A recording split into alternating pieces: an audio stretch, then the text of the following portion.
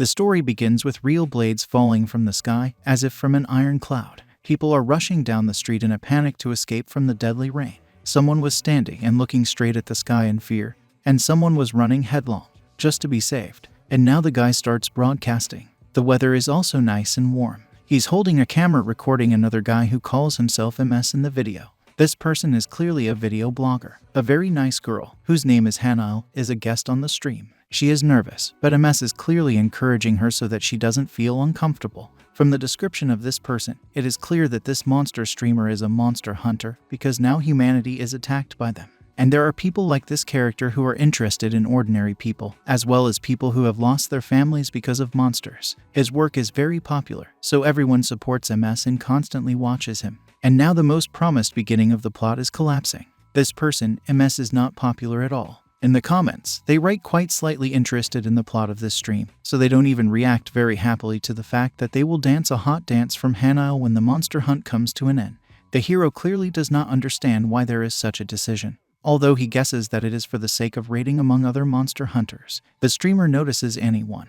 That's the name of the monster that was under the tree. It turns out to be a monster of the first star, which only 86 people can destroy in solo. There is only a wasteland around them, which is disturbed only by the quiet growl of the sleeping anyone, as well as their chatter. Hannah only encourages, and also asks for support from those who came to the video broadcast. But in the comments, everyone writes that they just went crazy, so they go completely alone, without the help of other hunters for this beast. The main character himself understands that this action is perfect madness, but he is driven by Weakling. Even through his requests to stop, he continues to tell him to go with him and Hannah. The only thing that makes him turn to his operator is that he talks about his strength. The monster is simply huge, and there is absolutely not enough fighting power for Ilama. So he also got drunk in the trash. The hero receives only a reproach that he is very stupid, that he does not understand anything about hunting at all. While the girl continued to support the hero of the broadcast, they continued to say in the comments that they would not cope.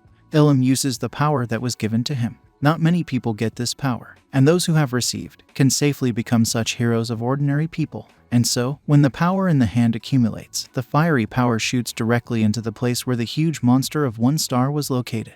The hero notices that after all, Ilum is right, and he is completely incapable of fighting with any monster. In this world, they are the lowest link that others have to protect, the gifted. Finally, the blow passes through the monster. Everywhere there is smoke, ashes, as if from a bonfire, and against the background, Hannah continues to sing to a strong guy that he is just a good fellow and handsome. And he, in turn, is very pleased with himself, although he does not know the final result at all. Only praise and flattery in his own direction, because he believes that his blow was quite enough to destroy anyone, and suddenly a huge monster jumps out of the smoke of the flame at them, whom they thought they had already killed and were going to drink for it.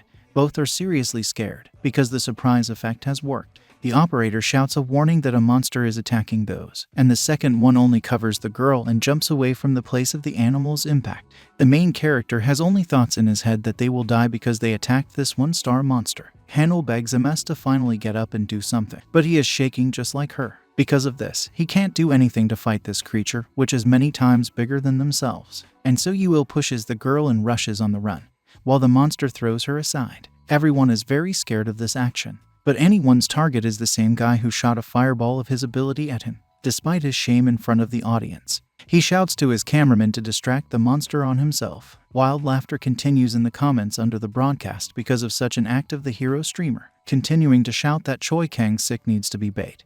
But he doesn't want that either. And now the monster jumps on the hero. We see our golden hero running away from the scene, leaving Kang-sik alone with the monster, a person who doesn't have any abilities that can withstand such monsters. Weakling sarcastically throws out that he will be bored, but the second one is absolutely not laughing, because just being so close to a giant creature that is about to kill you is not fun at all. And finally, the would-be hero belittles the life of such a mediocre, but is much more important.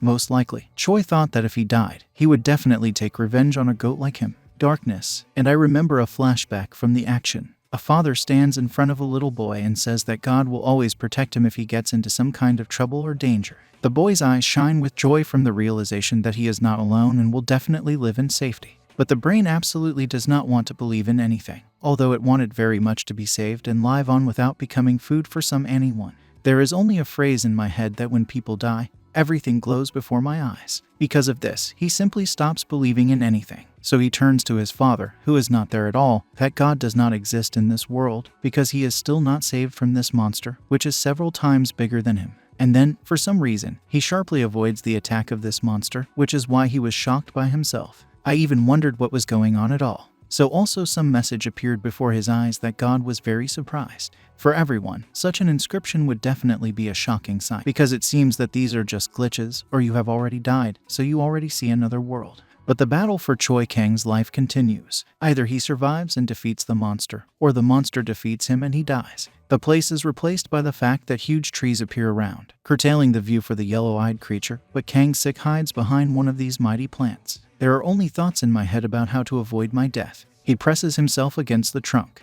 and then he hears the sound of the weapon that was in his bag, which by a lucky chance was left by Ilham. He even laughs from this that at least somewhere he took care of the poor operator. But the truth is, the notification that pops up in front of him did not really dilute the atmosphere at all, because God demands a popcorn while watching what is happening with Choi. And now the plan begins on how to attack anyone. To distract attention from himself, he throws a spear at this beast, and then when he is still distracted, he attacks from above with a shovel. He has only one plan to stay alive, to kill this monkey. Moreover, this is anyone, which is very huge and dangerous. But, unfortunately, the blow really did not help him to harm the beast in any way. He only gets more furious, and then picks up a stone from the ground, swinging it while he yells for them to fight. As a result, the guy flies far away because of the wave caused by the impact of the stone on the ground.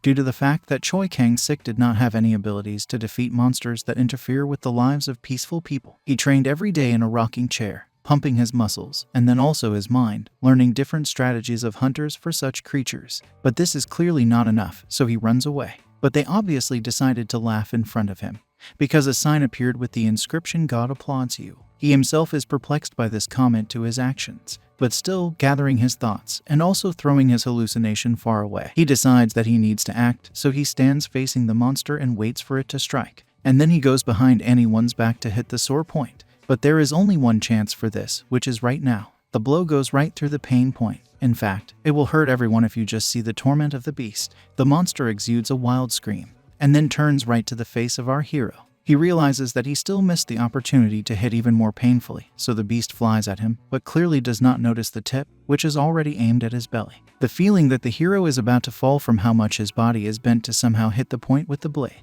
And finally, the tip digs into the monster, and the hero screams furiously, because he is not at all up to how he got into the stomach.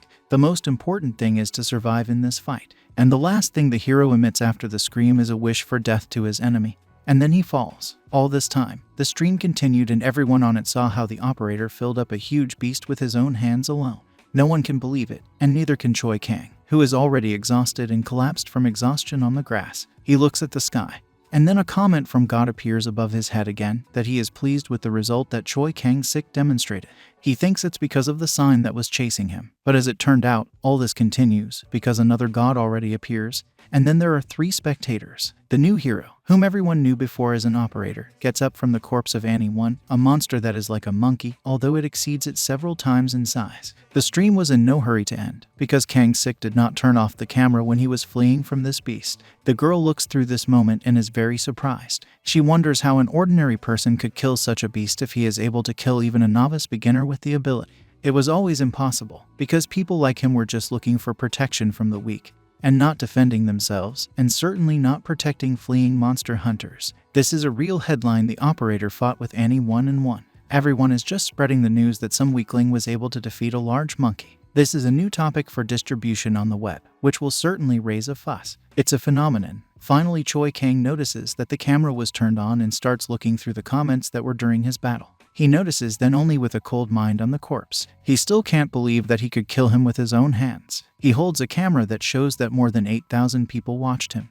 As he notes, this is 3 times more than usual when he filmed UL on the same channel for broadcasts on killing monsters. But then he realizes that this is not a dream, when a sign with the audience was flying over him. And this is not a hallucination, which could seem to him during an adrenaline rush of energy. He is surprised that these are some gods who are watching him only because he started fighting a monster while he stopped believing in the existence of at least one such filthy creature in essence, because coming to the rescue only at that moment was not the right decision. Although, most likely, he really is a special person who was blessed by them. He still wanted to find out what was being written on the internet on his broadcast. And the guy switches the camera to his face, where he greets everyone. In the comments, he is told that they saw absolutely everything that happened during the fight for life. And now they remind him about the Hanile that anyone threw away. The gods warn him not to go there, because they see all the danger, and the audience is worried about her condition, so even the operator goes to check on her. Of course, he did not forget about the rescuers who have already arrived. He is glad that everything ended well. They shake his hand for such a display of strength, because he really pumped himself up so that now he calmly killed such a monkey. Some rescuers are moving to remove the core. I'll tell you what it is. The core is the power of each monster. Only monsters have it, thanks to which they can then be reborn back. So just piercing the belly won't be enough. Because of his abilities as an operator, he films how this operation takes place on the carcass of a monster. As soon as the core is removed, it means the monster has died completely. Some of the rescuers went to Hanile, who continues to lie unconscious. All 3 gods leave comments. Only 2 are concerned about what is happening. And the other one got excited for some reason when looking at the girl. This makes the young man indignant at such a callous and vulgar remark. But it's worth taking a break for a second to explain everything to the audience how the complete murder of such creatures happens, when suddenly the rescuers next to Hanile are just in shock. One of the gods is laughing, and someone brought popcorn. Some kind of incomprehensible and viscous monster crawls out of the girl's body, which is most likely a very toxic creature, because the hero calls him toxic for a reason. It's a 1-star monster that controls deadly poisons. The main way it acts on a person is to hide under the wounded and send everyone who will approach the body. That's why the special group reacted this way when he literally got under their masks. Most likely, he poisoned them not only the skin of the face, but also other sensory organs that were hidden under it. This is the most cunning, quirky, and dangerous monster. Other rescuers did not expect his appearance, especially because they did not understand when he managed to get there, when the events happened not so long ago. But since they are rescuers, they definitely have a plan for a different case, yet it's not for nothing that they are a state rescue group. One is sent to the car to start it up and be ready to retreat at any moment if the situation gets out of control, and the other is given the command to take out the core and throw the victims. Apparently, the chief of the special operation to rescue from monsters wants to do without unnecessary victims by all means, and also makes a remark to some to stay calm and not panic. But Choi Kang-sik does not intend to give up either, because he also takes matters into his own hands, and of course, the gas burner with which he sets fire to the monster. They reprimand him not to do stupid things, because in this way he will burn even more people, but he only refuses, and is going to save them now so that there will not be even more victims. He doesn't even understand himself at what moment he felt the urge to act heroically. Due to the fact that toxic is a monster consisting of chemicals, it is easily ignited. Why it was easy to set it on fire so that the flame flared up in earnest. And then the operator goes to the rescue car, from where he gets a fire extinguisher. Toxic is an outsider, because this monster feeds only on human spirit. That is, he kills people slowly in order to squeeze as much energy out of the victims as possible. And so, the camera is mounted on the shoulder of the new hero of the scene, and he himself runs, thinking about how to neutralize the poison and become a topic among other people who are not even more ordinary people. He does not know how to give up and do nothing, and he has already calculated everything. Although everyone in the comments does not believe that he will be able to escape, because it is unrealistic to defeat a monster like this twice under normal conditions. But this does not allow him to give up, and he does not even see these comments. Flames are flickering around, and he continues to run with a fire extinguisher in his hands. We will find out his past, why he hates monsters so much, and why he worked out every day in the gym to pump up his skills. His parents were killed by monsters, why he wants to avenge their deaths. This is what prompted him to go and do sports in order to become stronger than an ordinary person.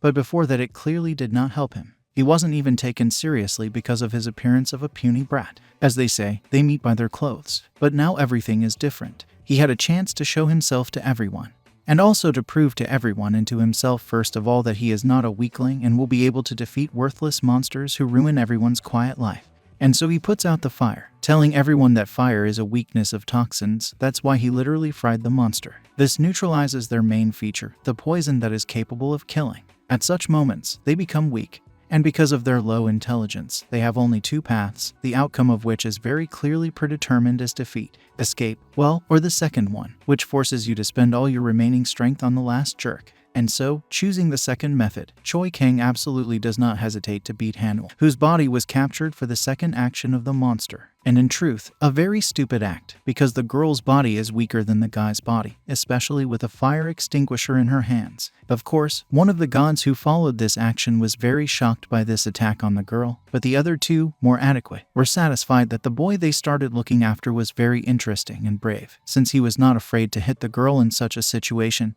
even knowing that all her they love it very much. Because of his thoughts that this was the only way, some god thinks that he is only justifying his act. And so, like a happy ending, Kang-sik takes the rescuer on his shoulders and carries him towards the car. But then Hanwoo's body rises and everyone notices that the monster still remains alive and is still in her body and does not escape. Everyone thinks that he is about to attack, but still everything ends up extinguishing the fire and saving two people who will live. And the monster ran away from the scene. The broadcast continues, and the thoughts that it was still necessary to finish off the monster and not leave it to eat. Everyone is alive and saved, and the broadcasts with the participation of Uilm are stopped because a new rising star appears. He thanks everyone for the broadcast. Now he is the head of this ether, and a fourth god joined him. He does not renounce his title of MS operator, but also has a link to his channel on the Ilama channel. He is coming from a medical examination, where it turned out that he is doing well. But still pop-ups from the gods did not let up with the fact that they were bored, that they wanted some kind of action. The journalists were near the exit from the hospital, where they were waiting for him. Of course, he caused such a furore that only the lazy don't talk about him. He was already tormented by journalists yesterday with their questions about whether he is really a Superman. How did he defeat this beast with his own hands? So, now he decides to run away from the place, but gets to where the ruins are, where there are still injured people. He immediately guesses that this monster has tried. Really? Why is he already in the city? Or is it not enough for them where they have always lived? And this is so commonplace that all people get used to it over time. Because God alone got bored, he just walked out. As a result, there are only 3 viewers now. Kang-sik wonders what kind of creatures they are that call themselves gods and watch over him. And apparently it turns out that the more gods will be watching him, the stronger he will become. He felt it when one of them did come out. And now he remembers the legends and myths where the great saviors with the help of the gods overcame the brutal creatures. For example, Siegfried and Perseus. One of the streamers approaches him, who is broadcasting right now, looks very friendly. But as soon as he turns off this camera, he immediately starts hitting on the hero, saying that he only started it for the sake of hype. Jong Sop-han is one of the few MS streamers who have gained popularity. He reproaches Kang-sik for the fact that for the sake of his selfish desires, he has become involved in these MS and is ready to die at any moment. And it was worth answering him in a different way than he expected. Then the poor operator only gets a lot of aggression in his address about the fact that this is not the attitude that should be to the popular streamer Jong Sop-han. They wonder why he is so attached to him. He realized that it was useless for him to talk like a person to a person now, so he had to talk to that person in his style. They have a dialogue, or rather Choi's monologue, where he says that most of the audience is with him now, so he is many times larger than Sop-han's audience. But he clearly likes to argue. Why does he immediately give in response that this is 100% luck and nothing more? You see, he doesn't have any ability at all and only pretends to be cool on the screen. But because of his talent for camera work, he understands that he still needs to be warned that the commercial break is over. He only began to be indignant already at his personal operator, and he, like a cornered mouse, apologizes. But it was not there. He won't be able to cut out what really got into the live broadcast, especially if it's someone else's camera. All this time Choi Kang was broadcasting everything that was happening, so everyone saw the real nature of that. Kang-sik only says that apparently he is lucky for various troubles. That's why he gets into them. But young Sop-han also intervenes when it comes to his true face. They only collide in a battle of minds, where, of course, the optimistic attitude of the operator wins, rather than the streamer, because he began to get nervous. And so, the first-class MC decides to defeat the monster in order to show off in front of the audience. And not on his own channel, but on the channel of a newcomer in this area. We see that his ability looks quite aesthetically pleasing than the usual fiery power like Ilama.